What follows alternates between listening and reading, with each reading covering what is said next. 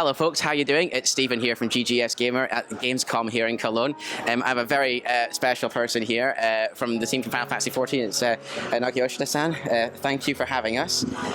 So first of all, let's get the questions going. So first of all, a huge congratulations on the release of Heavensward. What was the atmosphere like when the game finally launched? So before the actual release of the game, the early access period is important because actually the release of the game because player can enjoy. So but at the timing, Yoshida-san was at E3 and he was actually in the hotel room.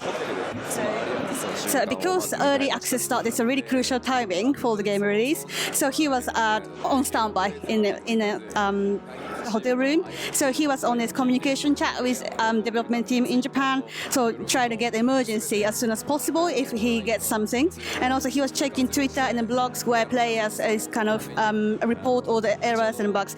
So he was monitoring everything. However, there's no update or anything or emergency call or anything because he was really quiet. And so because players are concentrating on keep playing because the launch was early access start was so smooth. And it was like midnight, almost midnight in America. So he was just waiting for basically nothing. So because there was nothing happening, so he would have, one regret he would have thought is that if he could have played a little bit, then he could have been a lot better because he didn't do anything to do so. But the launch was smooth, so that is really great. So I guess to follow up on that, have you spent much time with your own character in game since the launch of Heavensward? Although I've been really busy, however, my main job get to level 60 and also leveling up with Dark Knight. And also I'm getting a good gears. So I'm playing like a regular players. So I'm catching up with everyone. Your main class is Black Mage, yes. That's me as well. So, yes. Okay, so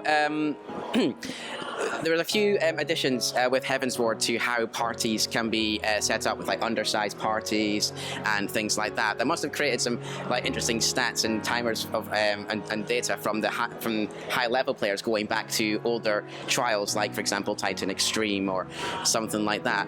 What's been the most like interesting stat that you've seen from players going back to these older trials and dungeons?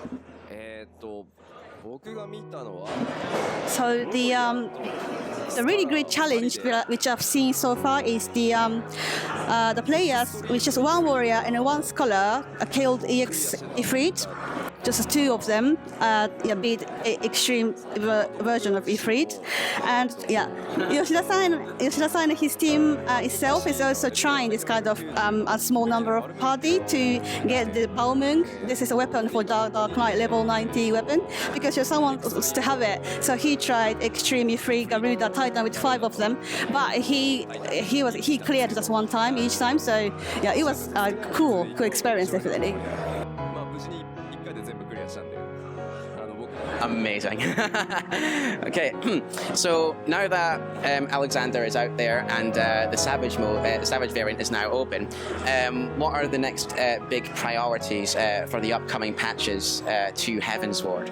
As you know, that we have 2 modes for the Alexander contents, which we have normal and the savage mode. And for normal ones, any player can enjoy, and also casual player can enjoy this content. So just after this one, as a big update, what we're going to have is a 3.1 timing. This is going to be 24 mile rate after the Crystal Tower series. It's nothing to do with Crystal Tower, but the totally new 24 mile rate content. And the planning has really been done already, and now the content is under development. So this is something that you can look forward to and in the near future. Not just that 24 mile rate, but with 3.1 we're gonna release lots of new content. And because since the ARR launch, the game has been a 2-year anniversary, and we're gonna have a massive producer letter live show that is gonna be featuring all the 3.1 content. So if you can keep an eye on that, that'd be great. Cool. Now, I've personally been a big fan of the crossover content for Final Fantasy XIV. Like, for example, the lightning from Final Fantasy XIII and things like that. Will we see more of these in Heavensward in the future? for the new veteran rewards item, and we are making actually an outfit from the legendary FF character, which I cannot say that now. And also for the in-game items, and we are also making some new clothes and cool ones from the other FF titles elements. Because it's a big surprise, I cannot reveal that much information. But yeah, we will be kind of associate all the story and also these characters, and then we're gonna bring that items in the game.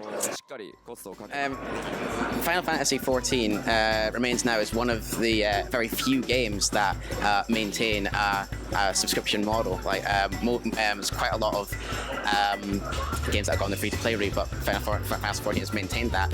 What is it about Final Fantasy XIV that you think has validated the use of the subscription model compared to using free-to-play? The most important factor for MMORPG that all the developer and the company has to keep is to have the stable servers and less stress UIs with less stress and lots of content. And the business model doesn't matter.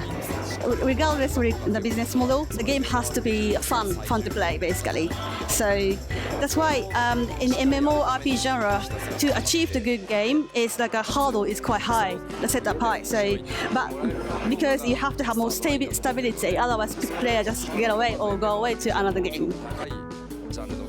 The reason why FF14 is not free to play is that because the size of the game is really huge. They have lots of development team staffs there. That means that we need to have lots of cost.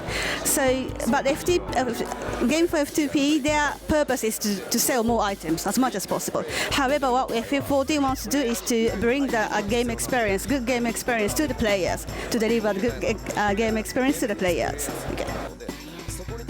So even though you earn lots of money by selling the lots of items, but you never know what's going to happen next month. But if you keep doing the subscription model, the revenue is kind of stable.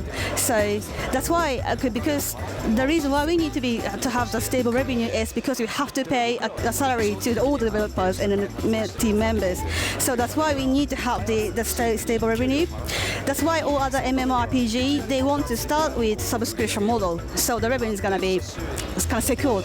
So, and now FF14 has been carrying on this business model, and I'm really happy that we could have done this, and then so that then we can continue and focus on our next updates and the new updates, and then people can play and enjoy afterwards. So, so as long as we don't have any issues, any problems in continuing this business model, I would like to keep this subscription. That's it. There's no right or wrong whether you go into F2P or subscription model. And if you want to have a lot of people actually try out your game, F2P has a lot more chance compared to the subscription model. However, we also have free trial, which you can try the game for free, and if they decided to stay on the game, that would be great. But but as long as we can keep the subscription model, we would like to keep doing it. However, it depends on the players' feedback, of course. If they wish FF14 to be F2P, and that is the majority, and they still want, then probably we will decide to switch to F2P. So yeah, that is the kind of conclusion for now. So the last question, fun one. Will we ever see the return of Hildebrand, the detective extraordinaire? Right, okay, so it's also up to players. If we get a lot of requests for him to come back, then yeah, it's going to be happening. And also, we don't know whereabouts of Hildebrand after he flew away somewhere. No one knows. So, and also, well, we are so happy that we could make this really popular character. However, we also want to some new character which could be also popular as him. So probably you will be able to see him coming back to the game. But also, we want to kind of focus on other characters as well. So yeah, including everything. Please look for the new characters and also Hildebrand. Yoshida-san, thank you very much for taking the time to speak for this. And yeah, it's been absolutely fantastic. It's been an absolute pleasure. This has been Stephen from GGS Gamer. You might notice the hoodie. It might be one of the best free companies on Google server. Just saying. So yeah, that's our interview for Final Fantasy XIV Heavensward. Hope you have a good one, guys. If you like what you saw, leave a comment, leave a like, and we'll catch you guys later. Bye-bye. Thank you very much.